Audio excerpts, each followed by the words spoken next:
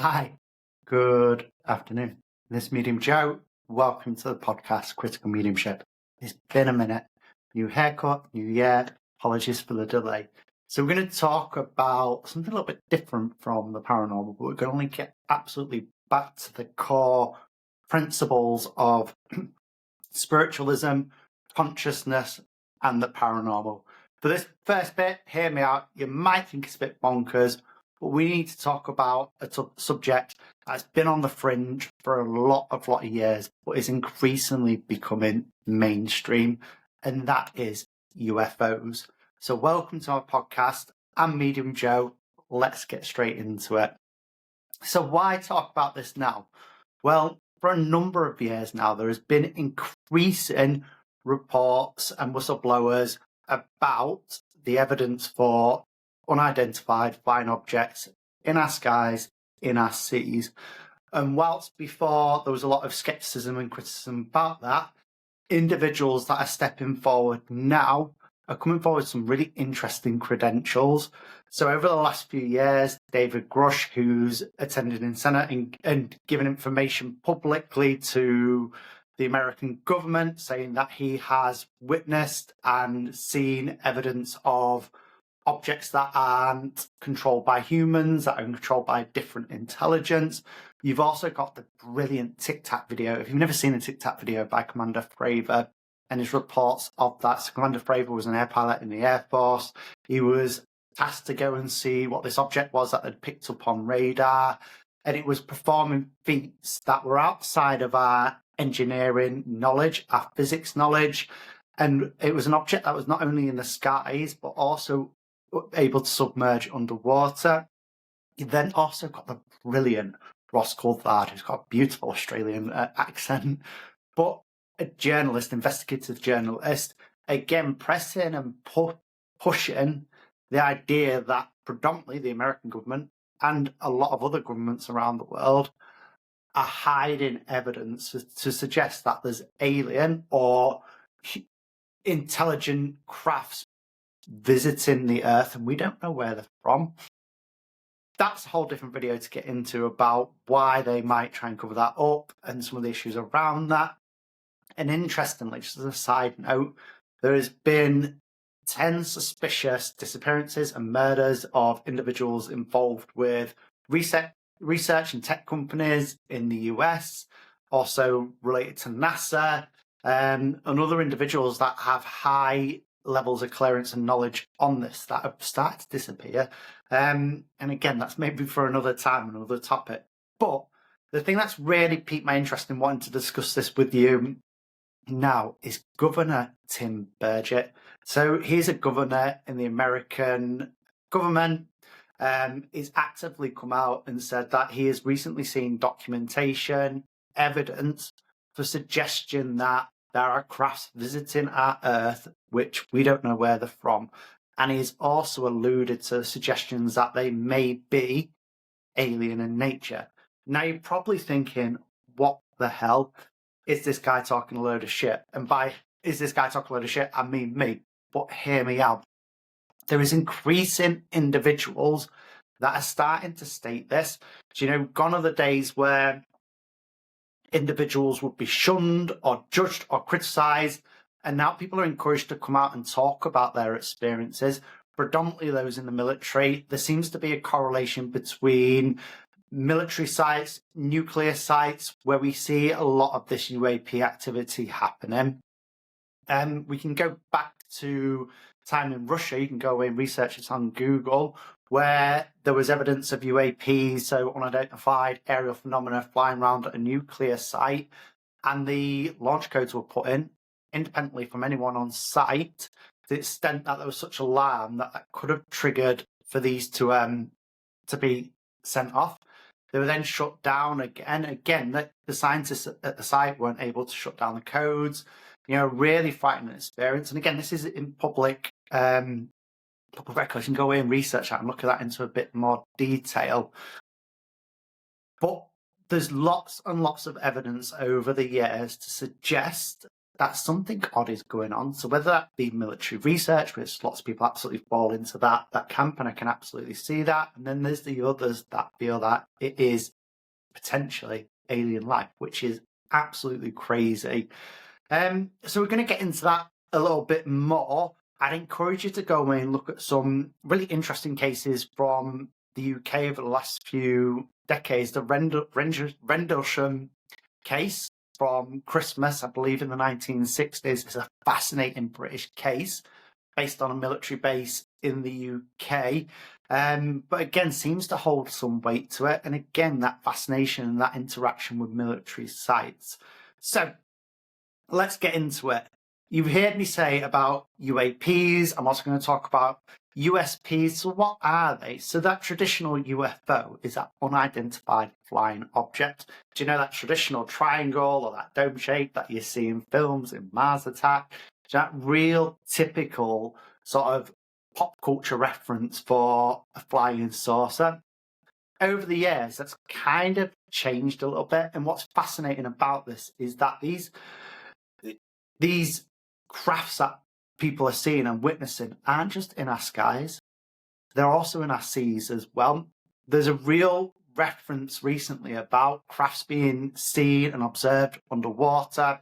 I don't really can't really categorize them as UFOs, but these crafts that people are reporting can stay in the air and then can simultaneously go into water and come back out. So they've started to change the terminology around these. So we now use UAPs, which is unidentified aerial phenomena, and USPs, which is unidentified submersible phenomena. If you go online and research, you can see lots of recent videos that have been released by whistleblowers that have come out both from Russia and from America. And there's also a brilliant picture from a Scottish reported UFO case of a Harrier jet. Brilliant. So these individuals in Scotland, I think it's back in the 80s, they were hiking, took this photo of what they saw to be a UFO with this Harrier jet that was following it. They sent the information to the Scottish National paper, only for that to be sent to the Ministry of Defence, and then that story was never published. The documents and photos were only released in the last, I believe, 5 or 6 years. It's an incredible picture. It's unbelievable. So this is why we call them USPs, why we call them UAPs. But what's the link to paranormality? Why am I talking about this? How does this link to spiritualism, ghosts, all those different things? And this is where it gets interesting.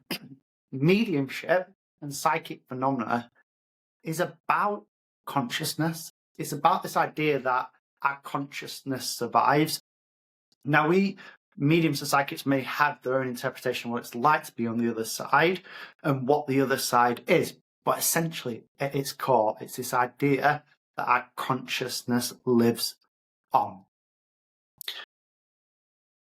How does that link on a deep level? And where's the evidence for that? You may have been like me, where you've seen people on TikTok saying that they're connected to these intergalactical beings and that they're giving messages of love, peace, and hope. That's been the same for the last 40 decades. It just sounds a bit phony and sounds a bit cheesy. But there is evidence out there that some psychics and mediums and researchers, because it's not just psychics and mediums, researchers have had contact with beings that aren't from this world. So if we've got UFOs and UAPs visiting us, where are they coming from? There's a massive judgment and assumption, I think, amongst all of us, including myself, that they come from other worlds. And I don't always think that's the case. So if we take the stance that we believe that we have these UAPs, we have these USPs visiting our world, where are they coming from? Do I think they're coming from different planets? I don't know. I am not 100% sure. So what's the evidence? So we're going to bring it back to spirituality. And if you're stuck with me so far and you're thinking, okay, this guy isn't bonkers, let's hear what he's got to say. Let's get into some evidence for it. In the 1990s, there was a case called the skull experiment. It was a physical mediumship group that sat for 2 or 3 times a week in a cellar in Skull, hence the name, near Norfolk. And they sat and they produced physical mediumship. So for those that haven't been to my previous podcast, you have different types of mediumship. You have mental mediumship, where individuals link with spirit and can convey messages through the mind. There's also those that can do trance work, so they go into a trance-like state and then beings may talk through them. Then you have physical mediumship. Physical mediumship is a lot rarer nowadays, but this idea that you can produce physical phenomena around you, so individuals can sit, work with spirit, and they can have things lift. You can hear spirit voices in the room. You can have this manifestation of different activity occur around it in the room. I've been fortunate to experience in the 20 odd years that I've been studying this work, since 18, 19, whatever. I've seen 1 or 2 times when I've had the opportunity to sit with a physical medium, and it's fascinating. It's interesting. Absolutely, another site, maybe another podcast for this. Absolutely, things that you can explain away. But in those settings, when you have some of that phenomena occur, it really does get you to think, if that is fraudulent, how is that happening? And some of the information, evidence that comes through it is absolutely astounding. However, back to the Skull experiment. So in the 1990s, there was predominantly 4 individuals, 2 mediums, and then Sandra and Robin Foy, who sat on a regular basis to produce physical phenomena. And over a period of months and years, they started to establish a link with spirit guides, and they started to produce phenomena, including materializations. What we mean by that is spirits entering the room, orbs, independent voices in the room away from the mediums and the other sitters there who are able to converse with them.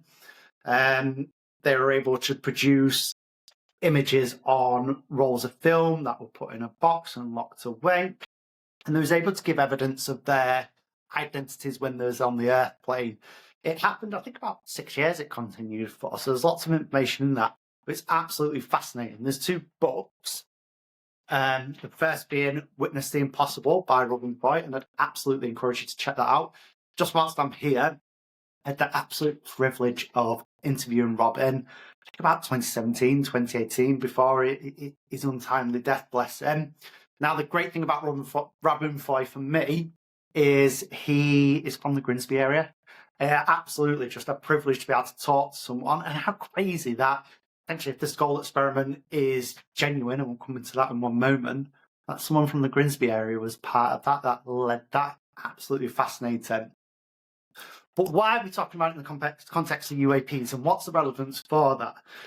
So there's lots of different psychics, lots of different mediums, lots of different groups that proclaim that they have evidence for survival after death, consciousness, and the continuation of ourselves, essentially, after this life. What's different about the Skull experiment is, unlike a lot of groups and a lot of mediums, they were open to testing, and they were open to quite a lot of substantial testing from the Society for Psychical Research. So the Society for Psychical Research was founded, I think, in the late 1880s. It's the oldest society investigating psychical research. So that's life after death, that's paranormal activity, that's everything that's considered outside the norms of science. Now, they were investigated by 3 brilliant individuals. Firstly, Montague Keen, Arthur Ellison, and David Fontana, all individuals with a wealth of investigative knowledge in paranormal activity, mediumship, scientists themselves. David Fontana, we'll just reference him, brilliant psychologist. Individuals that had a wealth of knowledge on fraudulent activity in relation to mediumship, and had witnessed what they state in previous investigations, genuine paranormal activity. Again, just referencing David Fontana, for those old enough like myself, if you can recall Strange But True, he was on that programme in the 1990s with the Cardiff Poltergeist. Fascinating case, you can find that on YouTube. is researching in meticulous, all of them actually, their meticulous research into survival after death has always been held with really high regard. So, just a little bit on the skull experiment and some of the things that the scientists saw, and then we'll get back to UFOs. During their time with the group, so they weren't with the group throughout the whole of the 6 years that the group sat, they were with them for a finite amount of time. Now, there's two reasons with that. A, Skull v London, it's a long distance away. B, trying to get some agreements of consistency with what they could implement to test the group and put in place. And there's a lot back and forth. Physical mediumship in itself is unbelievably complex. You know, whilst mediumship is hugely complex, physical mediumship is unbelievably complex. Trying to get in and set some parameters for testing it is also incredibly difficult as well. However, despite some of those challenges, the scientists were invited to sit with the group for quite a number of sit-ins, and they were able to put in place really stringent protocols to test the mediums, to test the spirit team, to test some of the phenomena that occurred. And they developed it into this book, which is the Skull Report, which essentially says that in their view, the phenomena that the group were producing was paranormal in nature, would suggest that there's evidence for survival after death. Some of the things that they're doing was unbelievable. So one of my favourite stories from that, I had a brilliant Scottish professor, Archie Roy, attend one day, and one of the spirit teams started speaking about celestial beings, so galaxies and how they move through the universe and through space.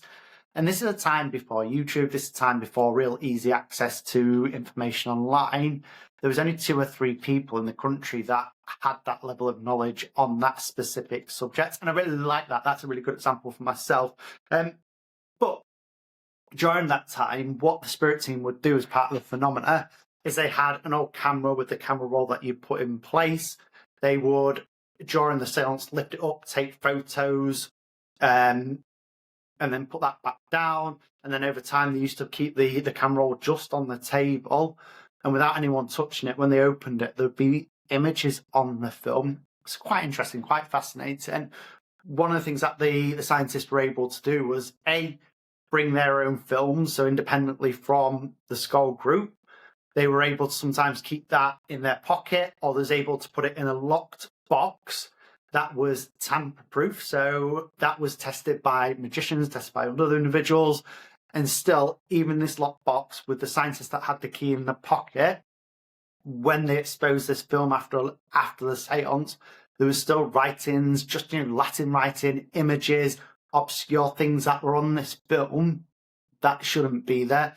There's a whole host of different phenomena that the scientists witnessed. They was able to talk directly to the spirits in the room. Real interesting phenomena that occurred.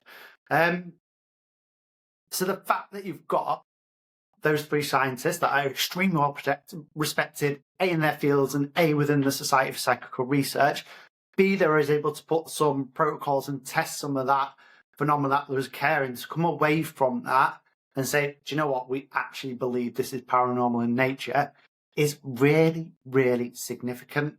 I'm going to do a podcast on the Skull experiment at some point, because talk about it for hours and hours and hours, but I need to sit down and go through all the research, go through all the information again, just to make sure I can just give it the justice it absolutely deserves.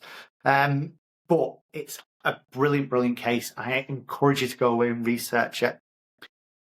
So we've got this situation now where you've got some real weight and evidence to suggest that the Skull group are producing phenomena that is evidential, that is genuine.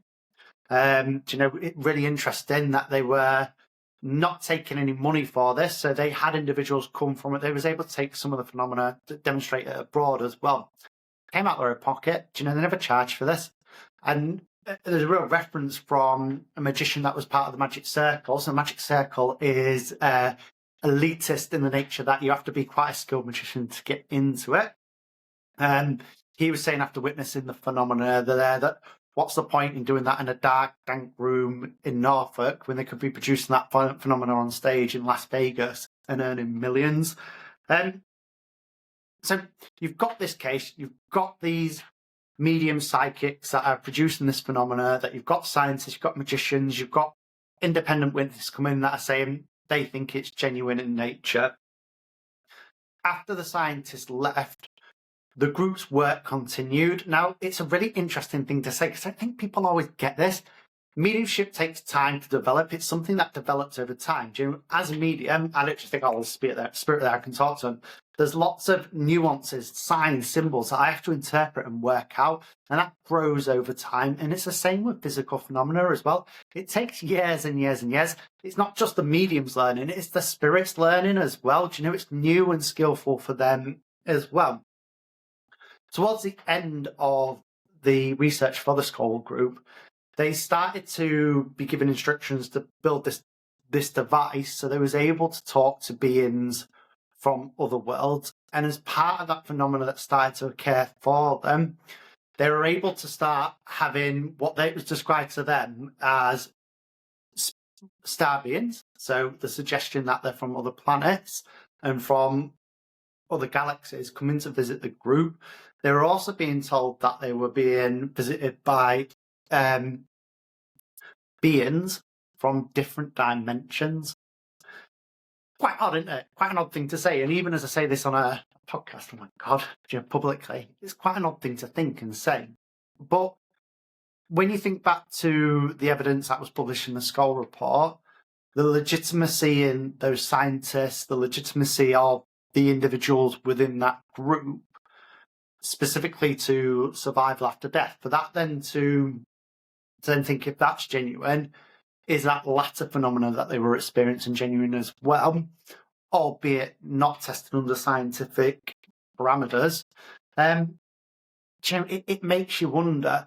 For me, I genuinely think that what they were producing, what they were witnessing at that time, was genuine in nature. One of the things that they were able to do at a later date, they used to, they was instructed to start using a television screen and to back record camcorder, so it was on a loop. They were able to catch what they described as an alien face. It's called Blue. It's a brilliant image. You can just put Google Blue Skull experiment, be able to see that come up. So there's real evidence and suggestion that there's a link between, potentially, for UAPs, USPs, consciousness, and the spirit world. Quite interesting, isn't it? Quite complex as well. And I hope you've stuck with me as I try to ramble through this.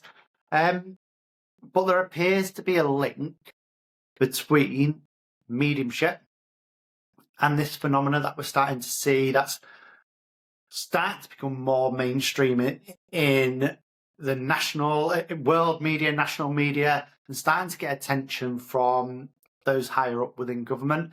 Interestingly, Trump has just recently signed I can't remember what it is when he signs it, when he agrees to release information. So again, there's this push for him to start releasing information on what is being hidden from us as a public in relation to these topics. Going back to one of my original points, do we know where these individuals are coming from? If they are, if we take the stance that it is potentially beings that aren't from this planet, where are they coming from? And I think the answer is we don't honestly know. There's reference to interdimensional beings, there's reference to different worlds, different galaxies. And really interestingly, there's also a serious question as, are they coming from our seas? We know more about the surface of the moon than we do about the sea and about the we've not properly mapped the sea. So there's a real question mark about that as well, which is fascinating. And again, just adds this mystery, this question mark. You're probably thinking, what the hell is it? Where are they? But absolutely, there's all these questions we just don't know. For me, from a mediumistic perspective, from a spiritual perspective, I suspect if it is genuine phenomena, and hopefully we'll see over the next 4 or 5 years, said everyone who's ever done a UFO-related podcast. For me, I think they're coming from different dimensions, different places that aren't consistent with our own world. And I think they link back to our consciousness. I think it opens up a real question about what consciousness is, because in reality, within science, we still don't understand consciousness. We still don't have a scientific base for it that's evidence-based. It really, really opens up this question around what is consciousness? How do we connect to this wider world, this wider universe? And this idea about potentially about multiverses and different dimensions. Yeah, interesting stuff. So I want you to go away and research USPs. I want you to go away and research UAPs. It's something that I'm really, really fascinated about. And I just want to give you one little story, if that's okay, just about some personal experiences that I've come across, not that I've had, that I've come across. I absolutely have what I think is seeing something unexplained in the sky. However, I was 18, 19 at the time. I was very drunk. But I do know my friends saw it as well. But I don't know if that was paranormal in nature. Who knows? I will change this slightly because it's not my story to tell. But a few years ago, I was contacted by an individual who was having poltergeist-like phenomena occur at his house. One of the things that's fascinating with him is he is a retired barrister. So instantly for me, that really does make you think, okay, you've got someone that is learned, that is academic, that is critical in thinking, coming to you to say that he is recording things that he thinks are poltergeist-like in nature. His story is something that's wild and perhaps a different time. Hopefully he releases a book, I'm not sure if he has. But one of the things that he said was that him and his daughter were witnessing links to unidentified aerial phenomena, as well as poltergeist experiences, and particularly his daughter was able to demonstrate through videos where she was able to ask for lights to flash in the sky, up in the sky, in response to questions. They also had multiple UFO-related phenomena over a period of time. Now, what's fascinating again about this case for me is that whilst I wasn't able to observe the latter part, the phenomena that they were witnessing in the context of poltergeist activity, ghosts and spirit activity, that they were able to capture on film. So if you've got this idea that they're able to demonstrate and evidence this part of this, and then reporting this latter part, and again, this individual has, as a character, is academic, is learned, is a barrister, critical thinking in nature, surely there starts to be some way that's dedicated to that. So, fascinating stuff. If you've had a UFO experience, UAP experience, USP, I want to know, put it in the comments, get in touch. If you think it is research being conducted by the government and military into aerial phenomena, into military technology for weapons, let me know in the comments as well. I'd be really, really interested with that. For me, I remain open. I'm intrigued by it. It's interesting. It's fascinating. However, there is some evidence and suggestion that mediumship, consciousness, spirits, UAPs, aliens, USPs seem to fall into some kind of synchronicity, and they seem to have some links. I'll leave that with you. I hope you sleep well. Thank you so much for listening. God bless. Much love. Medium Joe.